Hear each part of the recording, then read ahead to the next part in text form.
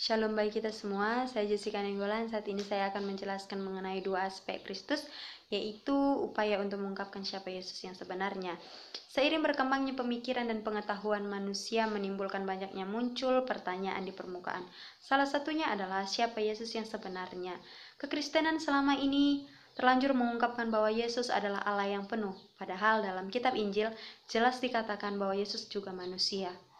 Dua pemahaman dasar ini membuat manusia berpikir bahwa Yesus yang sejarah dan Yesus yang diimani itu sangat jauh berbeda.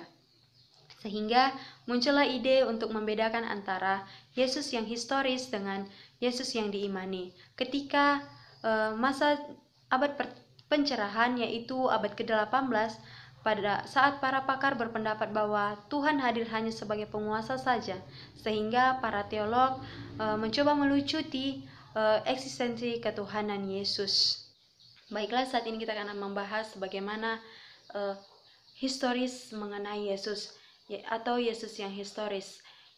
Yesus yang historis ini muncul ketika kebangkitannya pada hari yang ketiga, yaitu ketika para perempuan berkunjung ke kubur Yesus menjelang fajar dalam Matius 28 ayat 1. Setelah kejadian itu, para ahli-ahli sejarah berpendapat bahwa kitab Perjanjian Baru adalah sumber-sumber pengetahuan dasar mengenai sejarah. Menurut ukuran-ukuran sejarah modern, dalam kesaksian Perjanjian Baru khususnya Injil menyatakan bahwa Yesus benar-benar tokoh historis. Dalam kesaksian Perjanjian Baru dikatakan Yesus lahir di tempat yang tertentu pada masa yang tertentu, bahkan Yesus berasal dari Nazaret. Dia juga berasal dari orang Yahudi dan keluarga tukang kayu yaitu Yusuf. Kita akan membahas bagaimana latar belakang mengenai Yesus yang sejarah ini. Pada abad yang ke-18, historis kritis ini sangat mendominasi, terutama pada kaum deisme. Di Inggris mereka berusaha untuk melucuti kritis mengenai kitab Injil, yaitu mulai dari seorang tokoh yang bernama Herman Samuel Remarus. Dia berpendapat bahwa Yesus hadir ke dunia ini hanya sebagai pembebas politik, namun dia mengalami kegagalan karena kematiannya.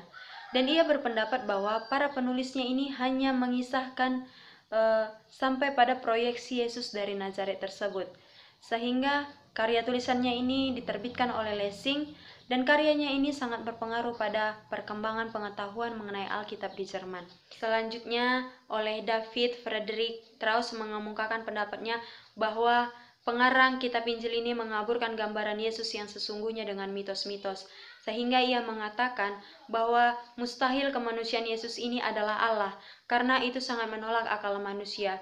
Hingga pada abad yang ke-19 melalui tokoh bernama William Reed, dia mengemukakan pendapatnya dan mengatakan bahwa Yesus itu tidak pernah memberitakan dirinya sebagai Sang Mesias. Sebaliknya, melalui kematiannya, para murid menafsirkan dan menempatkannya dalam rangka penantian Mesias.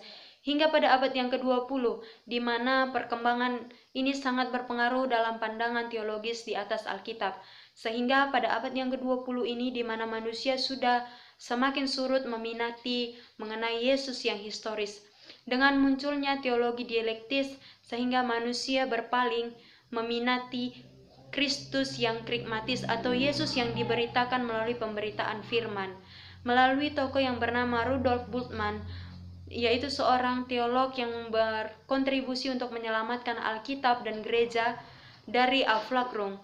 Aufklärung ini adalah pemikiran atau gerakan yang dipelopori oleh Remarus pada abad yang ke-18.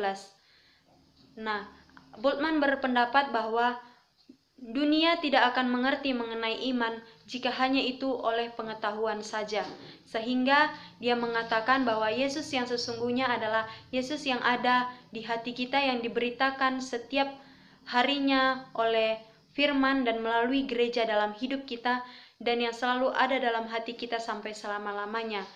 Nah, selanjutnya kita akan membahas mengenai Yesus yang diimani atau Jesus of Faith. Dalam Yohanes 1 ayat 14 dikatakan Allah adalah firman yang menjadi manusia, di mana di sini dikatakan ia sungguh-sungguh ilahi dan benar-benar manusia.